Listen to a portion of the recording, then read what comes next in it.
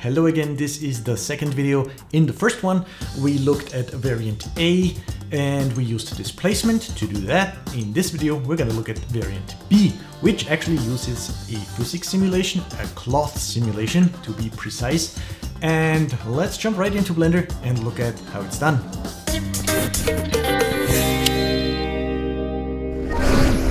Okay, so this is basically where we left off last time, right? So we had this rendered onto the white background. We're gonna take a look at the cloth simulation now and also the compositing with that gradient background that you see in the original Windows 10 desktop wallpaper. Okay, so now we're just gonna get rid of that round cube. We don't need that anymore. We're gonna create something new.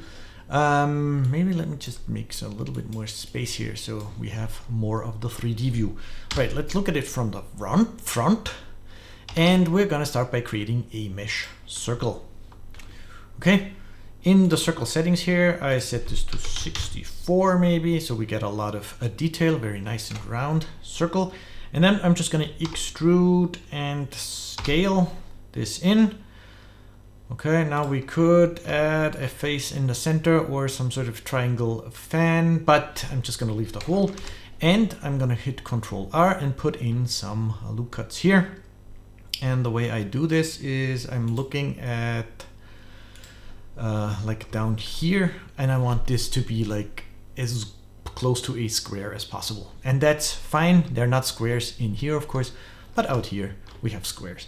So this is all we need. Now for cloth simulation, you don't want to go overboard with your geometry. You know, so some sort of middle ground detail is fine. We have 64 segments on our circle, and this is fine for cloth simulation, okay? If you have more detail, it just takes longer to render, and also the result is more detailed. And in this case, we want everything to be smooth. So a lower topology to start with here is actually good. So now this is a circle in this object. Now let's hit A to select everything, Shift D, C, point 1 to get another circle. And we can do this a few times. You could use an array modifier, but I like to play with the size a little. So again, Shift D, C, point 1, maybe make this a little smaller, Shift D, C, point 1, and Shift D, C, point 1, and we're gonna create some of those like so. Now then, something else you can try, also did that in one of the renders, Shift D, C, point 1, and then we go to top view, we deselect everything, we select some of those points on the outside here, like some of these, switch on proportional editing, make sure that we're scaling around the median point, so basically the center of those selected points now. Maybe select a few more, up here one, and then we scale in and use the mouse wheel. Oops, we also just want connected only, right? So we are only scaling on that one disk or paper or whatever you want to call it. Okay, so we can create something like a flower shape, like this. Cool. Now let's L, Shift D, C, point 1, switch off proportional editing, rotate, make it bigger. Cool, like that. And then how about we take like maybe this one, Shift D, C, bring that up here. Okay, something like this. Now on the top one here, I'm gonna select this inner circle, this inner group of vertices. I'm gonna create a vertex group, call it pin. So you already know what this is for. Assign those to that group.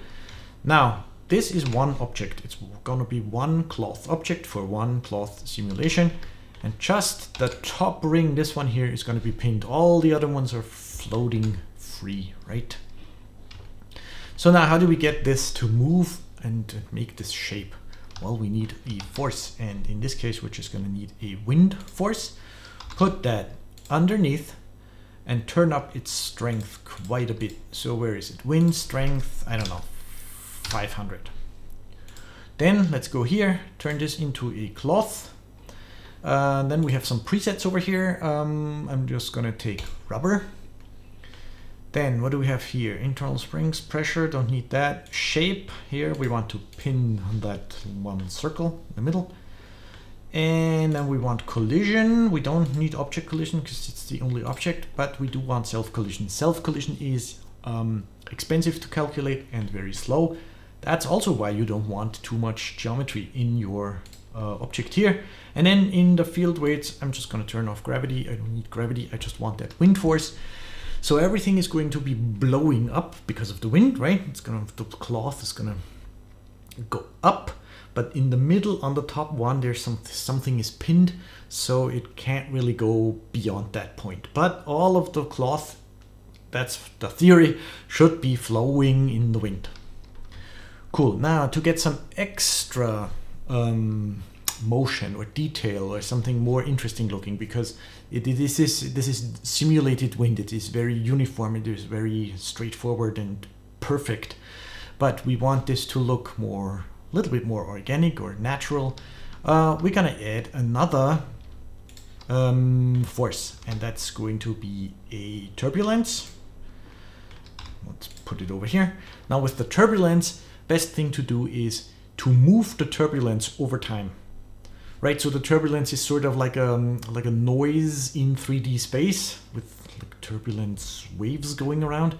But if you move the turbulence force field in your scene, then you get more like movement in your scene, like more random movement. And that's what we want. So we're gonna take this force field, the turbulence, gonna go here, and we are going to use a driver. So hashtag frame divided by 60, and then maybe on the C, hashtag frame divided by 90. So we have the timeline down here. If I hit play, it's already doing the cloth sim. You can see the force field is moving. You can see that this is pinned in the middle. The wind is blowing up, and we're getting some interesting looking stuff here. Cool. I switched off the lights, but we already get this. This is very nice. So let's continue maybe a little bit. For our final render, we're going to cache. This is already looking like really good. Cool, let's go with this. That's fine. You can play with all the settings, of course. I'm just gonna go 100 frames. I'm gonna go to this object, to the cloth sim. Somewhere down here we have the cache. We only want to cache 100 frames, just like our timeline down here, like this. And then we need to hit save the file, always good. And then we do bake all dynamics, and we just have to wait. And here it's baking those 100 frames. While we're waiting, let me tell you a little story. You know how I like to have an intro and an outro here on my tutorials, and I like to add some music, background music to that. And I was kind of sick of all the same stuff, you know, that everybody else uses, free samples from various websites or the stuff from YouTube, from the media library, and everybody uses that and you hear it and it's kind of getting annoying. So I was looking for an alternative, and I don't even remember how, but I stumbled upon this website and they had some music listed, actually quite a lot, and I started playing all the songs, and I thought, well, this one sounds cool for an intro, and that one also sounds cool, and so I thought, okay, how much is it? I want this. And turns out it's free. Like, so I thought, okay, but what's the licensing? I mean, I don't want to read a 100-page legal document so I can use it for 30 seconds for a Blender tutorial intro. And it's really very easy. You download the free song, they give you a little text snippet, you copy that and put that into your video description on YouTube. And when you do that, you don't get any copyright strikes on YouTube. I mean, this is perfect for creators like me. Now we're gonna have to move our camera a little to make this look a little bit more interesting. So now we can scrub through the timeline here and we get more variation. We have something really big right in front, sort of covering up everything else. So maybe we need to find a different frame, or a different angle. Of course, we can always take our camera, rotate around the 3D cursor, and then look at it from a different angle, like over here. Cool stuff. Then we take the camera, we move in a little, like maybe so. Okay. And how about we move this up? This is our track 2 point, so that it's at the bottom here again. Again, inspired by the Windows 11 wallpaper. Cool. Now we do get these squares here, and that is because this needs to be shaded smooth. So right click, shade smooth. That's the first thing. Second thing is we don't have a lot of resolution because we use low amount of geometry, and we can simply fix that by adding a subdivision surface modifier after the cloth modifier, and we can turn that up to 3 for the render, 2 for the viewport. Should be good. Then we still have our material from the last video, right? So that was that one, but that one has all the displacement in it. So let's make this come up like that. Of course, now we don't need any of this displacement. We just need the material. Yep. Cool.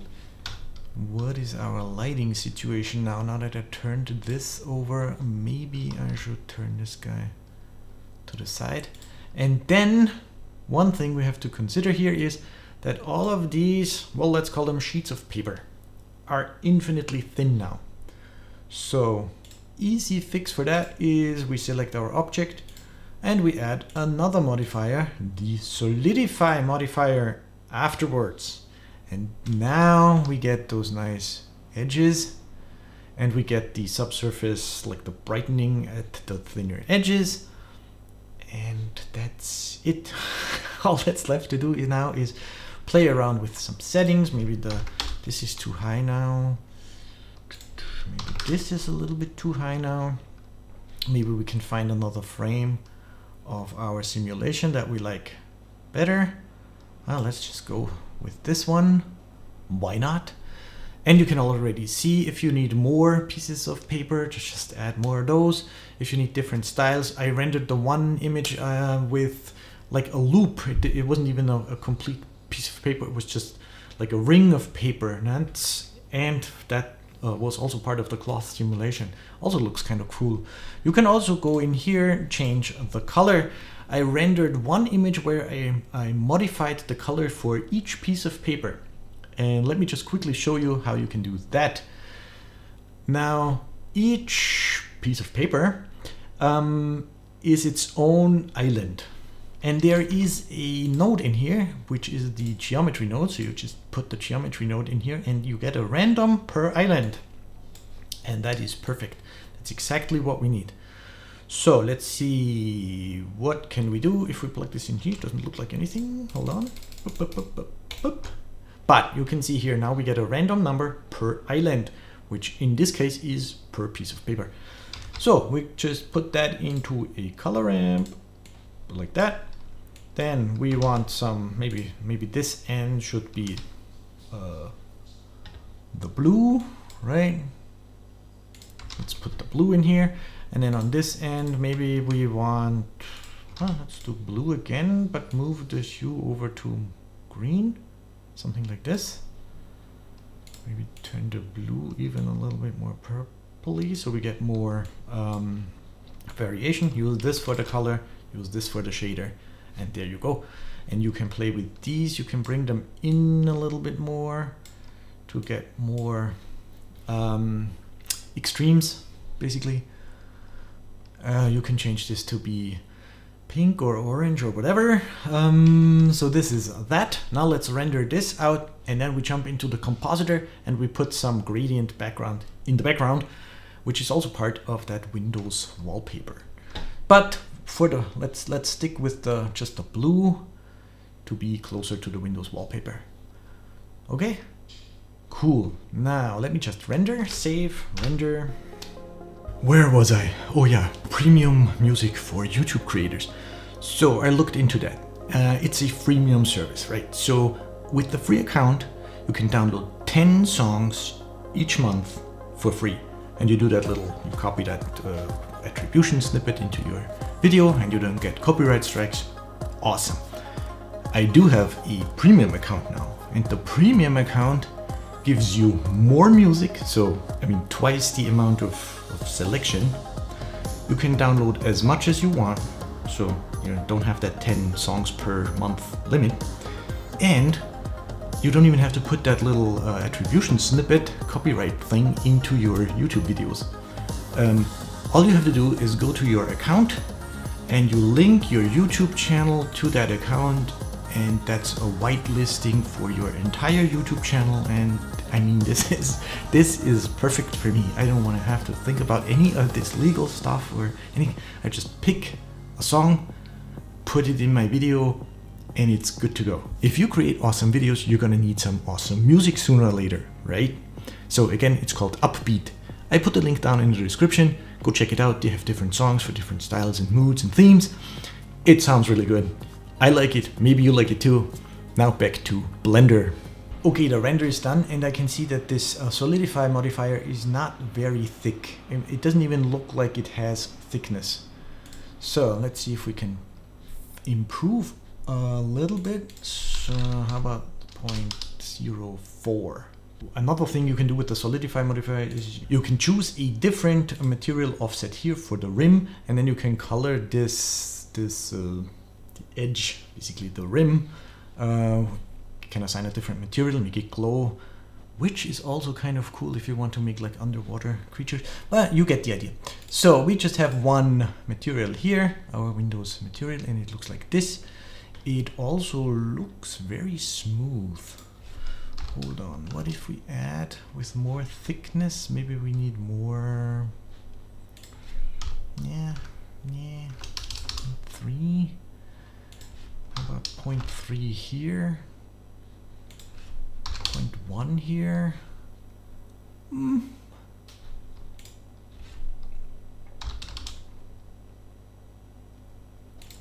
can see that this is a lot of trial and error. Let's just do the 0.2 here and 0.4 on the scale and render this. This is kind of thick. That doesn't look like the Windows wallpaper, but you can play with that. Now let's go to the compositor.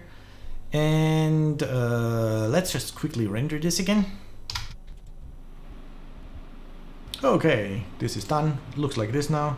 So this is what we rendered, and we rendered it on transparent because over here, somewhere in the film settings, where is it? Film, I have transparent checked by default in my startup file. And then this is the compositor, which is my default compositor in my startup file, and it's very, very complicated.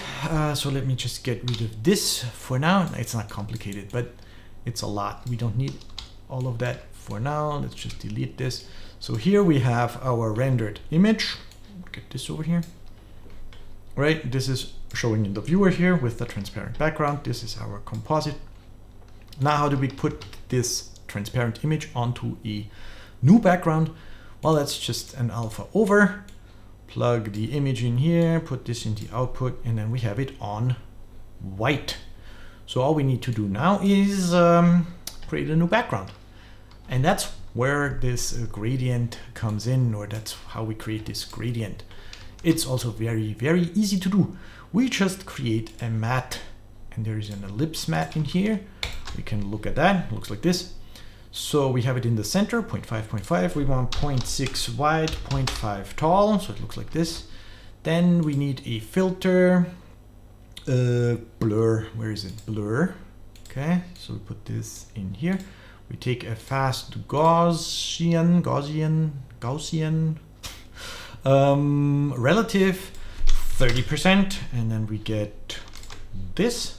I'm hitting Control Shift and left clicking, by the way, to preview. That's the Node Wrangler add-on that comes with Blender. You just have to enable it. And I'm telling you because you can't see what I'm typing, because is there a way to view this here? No, I guess not. Okay, so this is this vignette effect that is like standard in Blender Compositor, ellipse, blur, and then you multiply that on top of your image and you get a vignette. In this case, we're gonna use this and we're gonna color it and put it in the background. We put it in here, right? So this is going in here. Cool. Now all we need to do is color it, and we can do that with a converter color ramp. And here we can turn the black, so the outer edges here, we can turn that like dark blue, make it look like this. And the center, maybe ease, and the center should be a lighter blue, like this. This is a little bit of playing around. The dark one needs to be much darker, like so. And then you get that gradient background in the background. And if you want to move it down a little, all you have to do is, because this is mostly down here, you want it behind, you just put this at 0.35 maybe. See, now it's down here, like it's further down, right? It's behind our object. This is also very noisy. You can, of course, increase the samples for the render pass here. Samples, I only have 128 samples. Turn it up to 1000 and then you get less noise. And of course we can always denoise the image here in the compositor. So Shift A filter denoise, plug that in here, take the denoise normal and albedo, and then it's denoised. Denoising sometimes introduces weird splotches, and I don't always like that. Like here you can see it's not, you know, denoising is not perfect, but it's a quick and easy way to save some render samples. For a final desktop wallpaper render, you just crank up the samples, let it run for an hour, and then you can still denoise if you want to, but it's gonna be really nice. So this will be the dark version, right? Windows 11 also comes with a brighter version, and that's really easy. We just copy this color ramp, keep the dark one for just as a backup, plug that in here like that, and then change this around. So on the outside we probably have some dark, some lighter, something like, I don't know, something like this. And in the center it's probably mostly white, like this. Nope. Make it even brighter, like so. And make this one brighter too.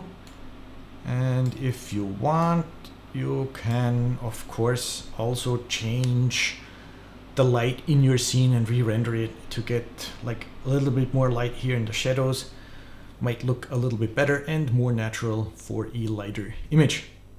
That's it. It's a very simple object, very simple cloth simulation, super fast and easy to do. You can let the cloth sim render for 1000 frames, and then you get a lot of variations, and you can just pump out background images from different frames of your timeline. You can see this is very easy to do. It's very simple. It's just a few modifiers. It's a cloth sim. It basically makes itself, and it makes all sorts of variations. You just play with the colors and different camera angles, maybe different lighting, maybe different backgrounds, and you can create cool looking Windows 11 background desktop wallpapers. If you enjoyed these two videos, then please click the thumbs up button. Also write a comment down below. I read them all and I reply to most. The two finished blend files of the tutorials are of course available over at patreon.com/ChrisP. Thanks for watching. Chris P out.